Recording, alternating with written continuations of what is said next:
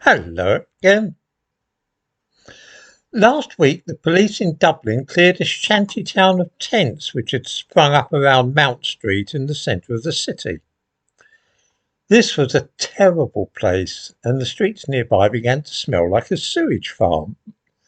Many of the young men living in the tents came from countries where opening one's bowels in the street is regarded as normal, and so the practice grew as the shanty town expanded. When the tents were cleared away, a couple of hundred of the men simply set up another encampment along the banks of the Grand Canal.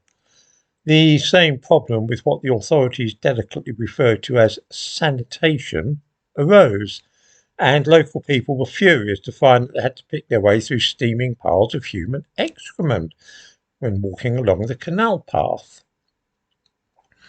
On Thursday, this encampment too was dismantled by the authorities, whereupon the men tried to set up tents in a park, among other locations. Local men soon made sure that this didn't happen, and there was a bit of a tense standoff between the foreigners and the locals. A game of cat and mouse has ensued, with the asylum seekers pitting their wits against both ordinary Dubliners and the police, in order to start a new encampment in the heart of the capital. The authorities in Dublin have simply run out of accommodation to offer these people and have no idea at all how to deal with the situation, which is growing very ugly. Now another section of the canal has an encampment, and barriers are being erected around the city to prevent tents being erected in certain places. Where on earth are these penniless illegal immigrants getting the money to keep buying new tents every time the authorities seize their tents and move them on, you ask? Because when they break up an encampment, they destroy the tents. Well, the government themselves are paying for the tents, or I should rather say that the Irish taxpayers are paying for them. The Department of Children, Equality, Disability, Integration and Youth, a government agency, are handing over loads of money to 4 charities, namely Mendicity, Capuchin Day Centre, Tigling and Crosscare. Every time that the police destroy tents in efforts to clear away the encampments, the immigrants simply go to one of those 4 charities who give them a new tent. Understandably, this is annoying to many ordinary people in Dublin. Like ordinary citizens in Britain, the Irish were never consulted about mass immigration. It's not appeared as the official policy of any of the main parties. They didn't vote for it. But like Britain, it's something to which the main parties are passionately dedicated, while ignoring the wishes of the citizenry. People in Ireland are also beginning to play a game beloved of people in this country. Guess the ethnicity.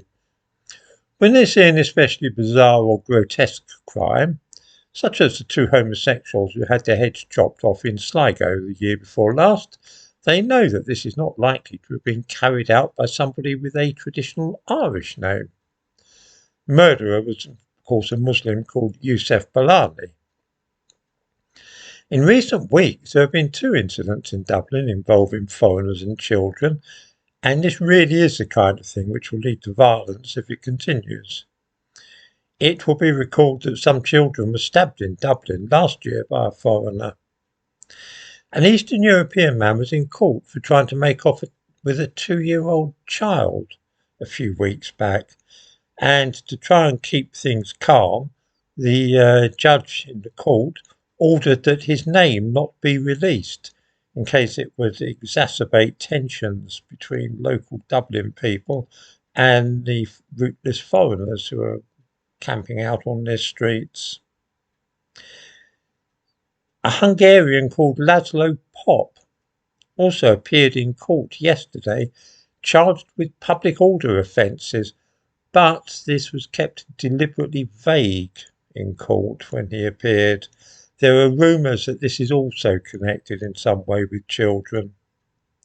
Of course, in Britain, we're used to this kind of carry-on, but it's still something of a novelty for the average man in the street in Dublin. What with this and what with the Nigerian gangsters who have been conducting drive-by shootings in the capital lately, Dublin is fast beginning to resemble London, and not altogether in a good way. This all began in the 1990s, of course, when Ireland began encouraging immigration from Africa. The present crisis can be laid firmly at the door of the politicians who thought it a good idea to try and break up the ethnic and religious status quo of the country. Why they did so is open to debate, but the consequences of their actions are glaringly obvious now for all to see. As usual, in the description to this video, I give links to the news items about which I've been speaking.